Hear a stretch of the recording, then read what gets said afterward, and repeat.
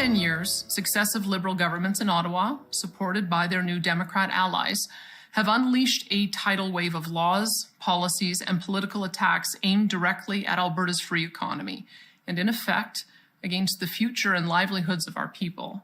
They have blocked new pipelines with C-69, cancelled multiple oil and gas projects, and banned the very tanker ships needed to carry those resources to new markets.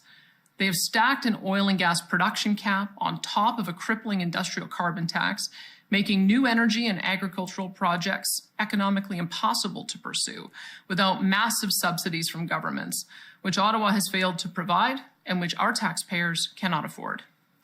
This onslaught of anti-energy, anti-agriculture, and anti-resource development policies have scared away global investments to the tune of $500 billion, driving those investments and jobs out of Alberta and Canada to much more attractive investment climates in the United States, Asia, and the Middle East. Having traveled much of the world these past few years, it is evident that Canada is not viewed as an attractive place to invest in resource development, manufacturing, or agriculture because of our high carbon taxes, endless red tape, and the uncertainty and chaos brought about by these and other federal government policies. There it is, a clip from Alberta Premier Danielle Smith's presentation yesterday. Very interesting. I like what's going on. It's sort of a two-track approach, a panel on how to get a better position within Confederation, but also lighting the fuse on what will surely be a referendum. We spoke last week with Keith Wilson, the King's Counsel, the lawyer, who pointed out the new rules for a citizen referendum. You only need 177,000 names on a petition, which in a province of almost 5 million people shouldn't be too hard to get. You also have 120 days to get it. The Premier herself suggested that she would not be for separation, but she would respect the wishes of voters who, if that was the will of the people. Very interesting strategy. But it suggests to me that the Premier will be more the presiding host of the referendum as opposed to a contestant therein. We'll try and get the Premier on the show later this week. But there are others who are ready to make their move now. Some are civil society organizations. Some are registered parties. And here's one that I didn't even know existed, I'll tell you that. I suppose that's what happens when you move out of Alberta and move to Toronto. You sort of lose touch with the grassroots. But I'm delighted today to be joined by Cameron Davies. He's the leader of the Republican Party of Alberta. And I went through their literature, and it looks like there's some familiar names there. I see my old buddy Art Hanger, former Reform Party Member of Parliament, is their VP of Policy. So that's a familiar name. Joining us now is Cameron Davies. Cameron, nice to meet you. Thanks for taking the time. Thanks for having me, Ezra. It's always good to see you. I think we bumped into each other a few years ago at some conservative convention we're always bumping into each other at, but it's great to see you again.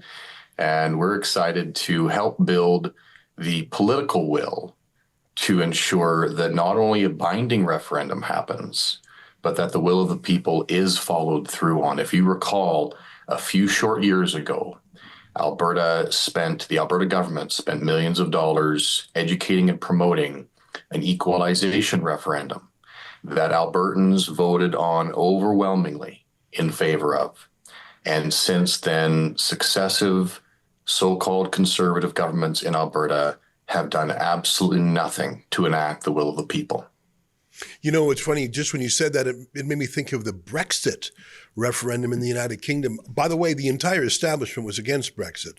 All the political parties other than UKIP, all the banks, all the media, all the celebrities, all the important people, everyone except for the citizens who voted for it.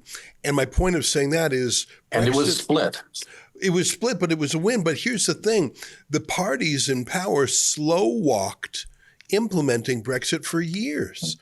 In fact, they had to be sort of finally hectored into doing it. So it sounds to me like you're saying winning the referendum is step one, but then implementing it is step two. I would say step one would be harder. Here's why, Cameron. Every single force of the establishment would be out to squash it. And they would take it seriously. I think they already are. Brexit sort of sneaked through. It sort of caught everyone by surprise. But when the Premier herself is saying, we're gonna do this, I don't know. So you say they already are. Tell me what's happened what have you detected? The Empire striking back against the rebels who would secede. Yeah. Tell me what you've seen or heard. So interesting language yesterday. The language was that we would be having another panel, yet another panel. We've already had panels in Alberta, if you recall, the Fair Deal Panel 1.0, and now we're having the Alberta Next panel, which we articulated yesterday that we're not interested in Alberta Next, we're interested in Alberta First. But Albertans are tired of panels. Much of the speech from the UCP yesterday was regurgitation of tired talking points that Alberta's been mistreated, but somehow another panel is going to lead the way and solve these problems. It simply won't. The fact of the matter is that a citizen-led referendum could turn into, with this current government, nothing more than a recommendation. And that's what we're here fighting against, that there has to be a binding referendum that the legislative powers are bound to execute on. Isn't that what the political Premier will is said? also required? Cameron, though, sorry to interrupt, isn't that what the Premier said? Like, isn't that the big news from yesterday that the Premier is saying? Yeah.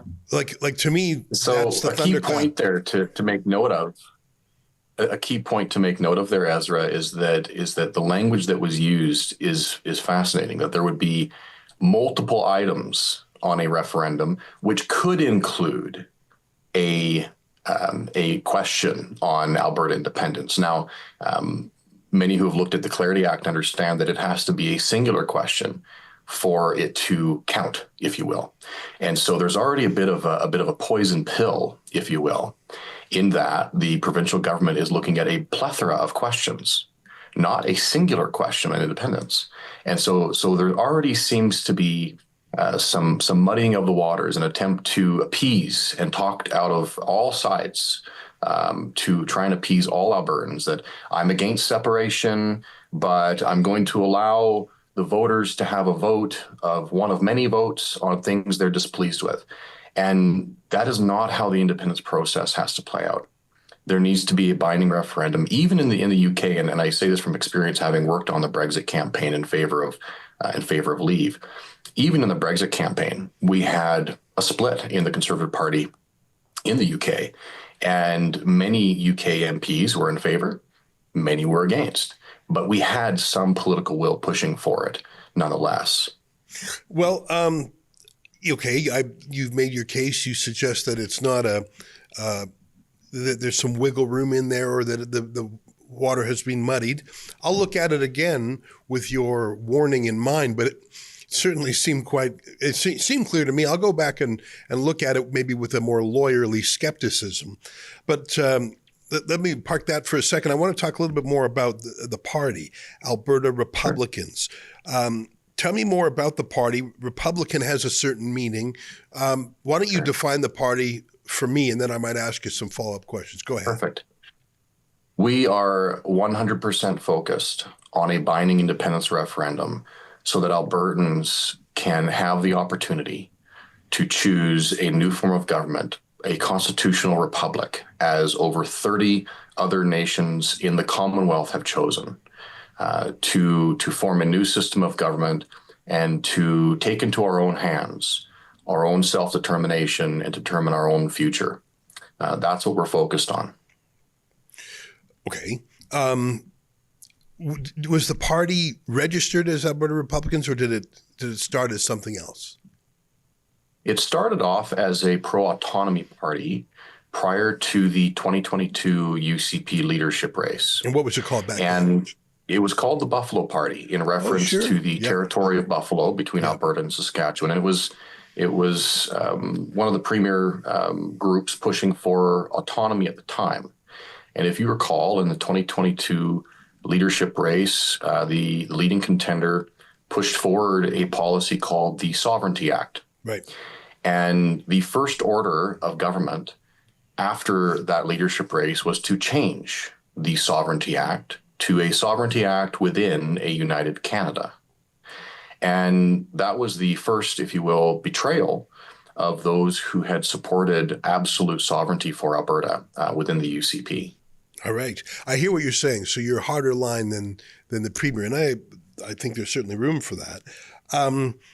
Now, Republicans suggest a republic, I think, And Yes. that suggests that, why don't you tell me what that means? I mean, some people want to join some separatists want to join the United States. Some want what the Parti Québécois used to call sovereignty association with Canada. Yeah. Other people talk about being an independent member of the Commonwealth.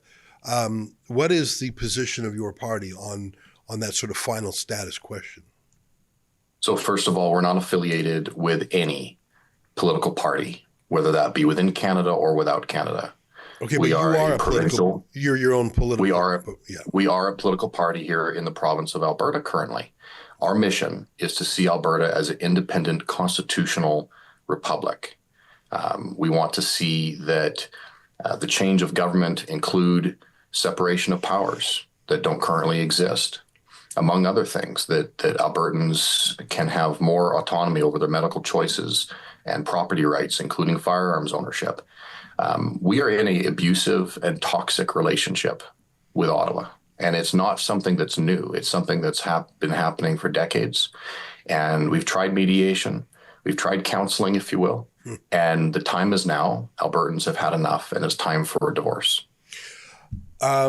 It's an interesting analogy. I've referred to that same analogy when Donald Trump, quote, proposed to Canada. I would say, well, that sounds like an indecent proposal for a couple. We're not interested in arranged marriages right now. That's not even on the discussion.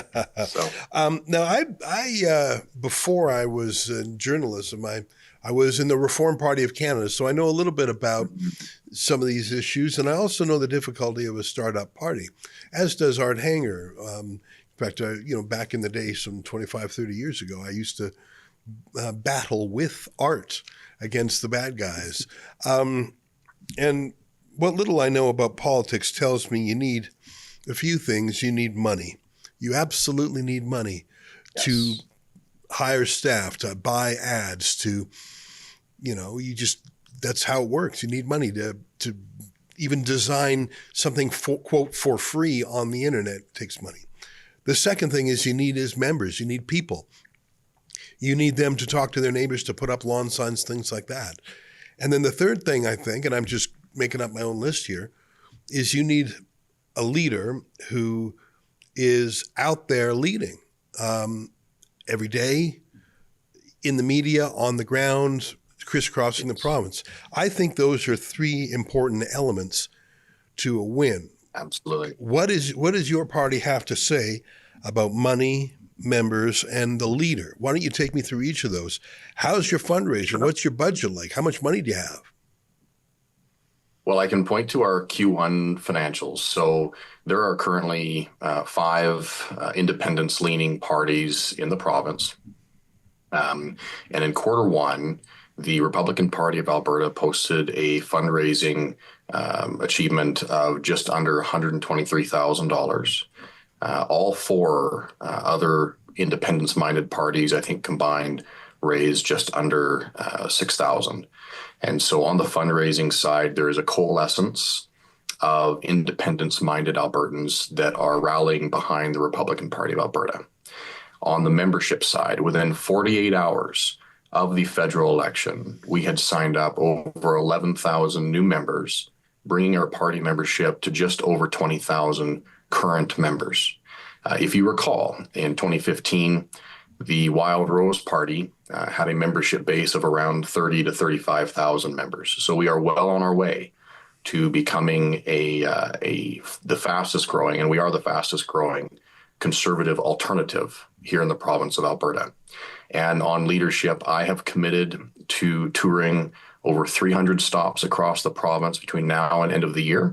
And we are well on our way on that tour. It's been an amazing experience so far.